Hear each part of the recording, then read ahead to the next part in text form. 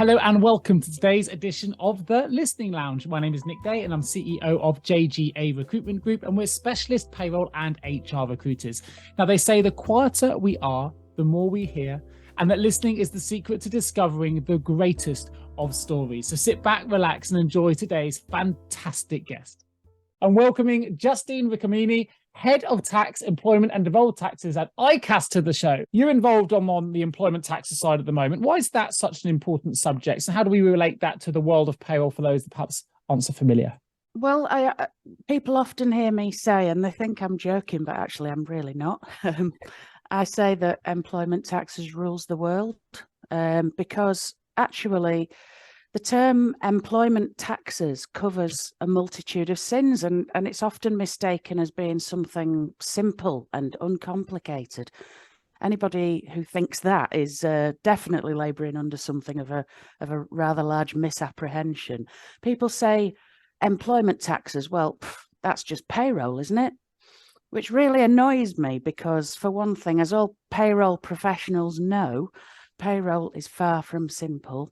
Nor is it a backroom admin job, which is why the Chartered Institute of Payroll Professionals runs so many levels of qualification on the subject, ranging from like entry-level foundation and to postgraduate degree courses. So, in fact, employment taxes is a collective term for a reason, because it caters for any and every aspect of the life cycle of an employment. That could be from onboarding a new starter right through to life events such as apprenticeships and student contracts, immigration, emigration, maternity, coping with illness and bereavement, moving to another office, another country, getting promoted or working less hours, working from home, working anywhere in the world on the planet, as well as termination payments and retirement benefits. So there's a lot to it.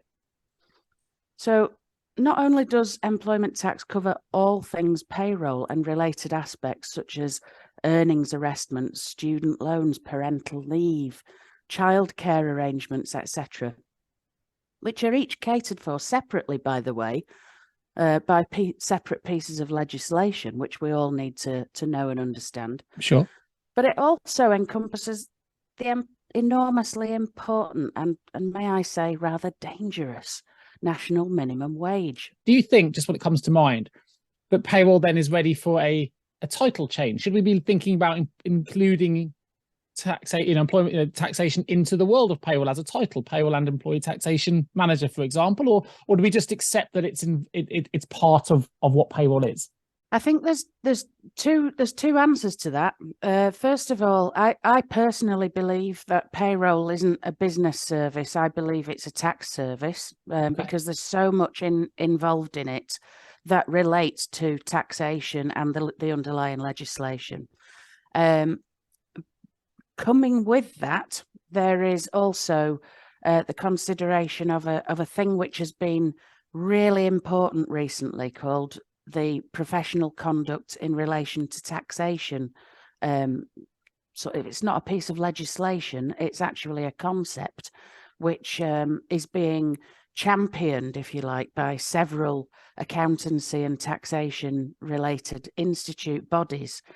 And the way in which that is going is it's leaning towards having certain standards in requirements for people who actually work in tax and deliver tax advice.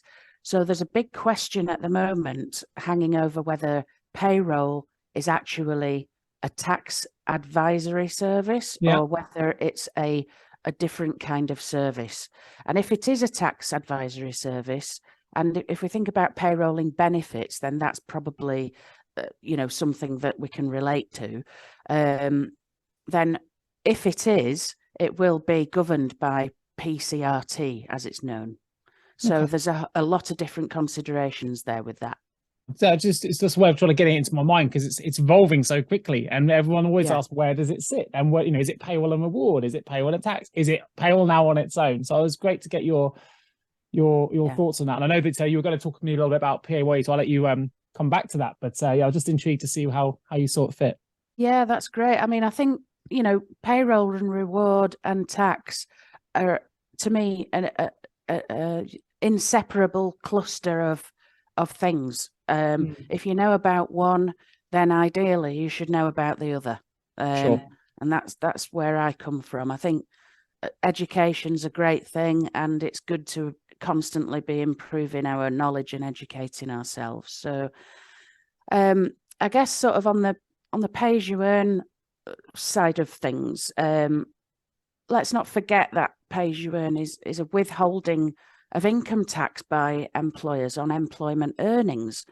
And it's governed by a whole load of different regulations, including pay as you earn regulations, Income Tax Earnings and Pensions Act 2003, otherwise known as ITIPA, National Insurance Contributions, which is the UK's equivalent of Social Security, of course. It's not technically a tax as such, national insurance, but it is governed by the DWP under the Social Security Contributions and Benefits Act 1992. And in addition to that, there's all the legislation surrounding various types of benefits in kind, such as company cars, vans, fuel, private medical insurance, Christmas parties, etc. The benefits code, as it's technically known, is dealt with under ITIPA 2003 as well. So tied in with that, we've got different ways of taking employer-related benefits, such as salary sacrifice, which actually should really be called salary exchange, because that's what it is. Sure. No one or nothing is being sacrificed here, right?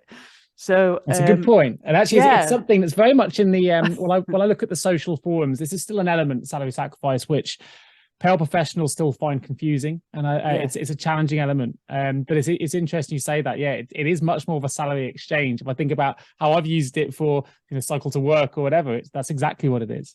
Yes, absolutely. I remember I was a tax inspector a long time ago, and I used to visit people, and one of the questions on my questionnaire was, do you operate a salary sacrifice scheme? And if people had never heard of it, you used to see raised eyebrows all over the place, and people thinking, salary sacrifice? Who's sacrificing what? And also, if you're trying to get employees interested in the concept of sacrificing salary, perhaps to save a bit of national insurance on, salary sacrifice for pension or something. Yeah. Sacrificing salary is not an entirely conducive way to get people interested in the concept. No, absolutely right. Salary exchange sounds. So do you know? I know with your research, maybe you do, maybe you don't. But I don't want to put you on the spot. But do you know what the origins of why it's called what it is? Why it's called salary sacrifice? It's a revenue term. It was originally invented by what was the Inland Revenue, now HMRC, but goodness only knows who came up with that particular phrase. I think it's a crazy phrase to use because it scares the living daylights out of people. I think we need an update. And I prefer salary exchange because you're basically exchanging salary for something in return. That makes sense. And people can understand that, can't they? Actually, if I'm going to go a cycle to work scheme, I understand that's a salary exchange. That makes total sense. Yeah, for sure. Totally. You're not giving anything up. You're just swapping something for something. So that's okay. So I guess, it's got more complicated along the years as well, because now we've got optional remuneration to consider as well.